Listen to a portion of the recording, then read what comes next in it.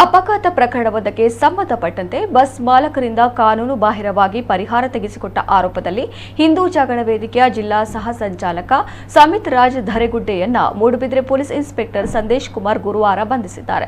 ಕಳೆದ ನವೆಂಬರ್ 11ರಂದು ಖಾಸಗಿ express bus ಒಂದು ತೋಡಾರಿನ ಖಾಸಗಿ ಇಂಜಿನಿಯರಿಂಗ್ ಕಾಲೇಜಿನ ಮುಂಭಾಗದ ರಾಷ್ಟ್ರೀಯ ಹೆದ್ದಾರಿಯಲ್ಲಿ ಕಾಲೇಜು ಬಸ್ ಅನ್ನು ಓವರ್ಟೇಕ್ ಮಾಡುವ ಸಂದರ್ಭ ಸ್ಕೂಟರ್ಗೆ ಡಿಕ್ಕಿ ಹೊಡೆದ ಪರಿಣಾಮ ಇಬ್ಬರಿಗೆ ಗಾಯವಾಗಿತ್ತು. ಈ ಪೈಕಿ ಓರ್ವ ಮಹಿಳೆ ಗಂಭೀರವಾಗಿ ಗಾಯಗೊಂಡಿದ್ದರು.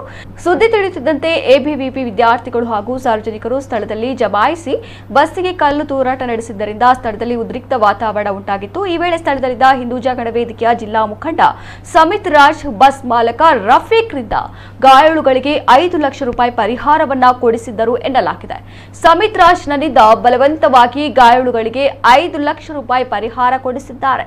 ಇದು ಕಾನೂನು ಬಾಹಿರವಾಗಿದ್ದು ಅವರ ವಿರುದ್ಧ ಕಾನೂನು ಕ್ರಮ ಕೈಗೊಳ್ಳಬೇಕು ಎಂದು ಕೆಲವು ದಿನಗಳ ಹಿಂದೆ ಬಸ್ ಮಾಲಕ ರಫೀಕ್ ಮೂಡುಬಿದ್ರೆ ಪೊಲೀಸರಿಗೆ ದೂರನ್ನು ನೀಡಿದ್ದರು. ದೂರು ಸ್ವೀಕರಿಸಿದ ಪೊಲೀಸ್ ಇನ್ಸ್ಪೆಕ್ಟರ್ ಸಂದೇಶ್ ಕುಮಾರ್ ಅವರು ಸಮಿತ್ ರಾಜ್ ವಿರುದ್ಧ ಪ್ರಕರಣ ದಾಖಲಿಸಿದರು. ಮೂಡುಬಿದ್ರೆ ನ್ಯಾಯಾಲಯಕ್ಕೆ ಹಾಜರುಪಡಿಸಲಾಗಿದ್ದು ಆರೋಪಿಗೆ ನ್ಯಾಯಾಂಗ ಬಂಧನ ವಿಧಿಸಲಾಗಿದೆ.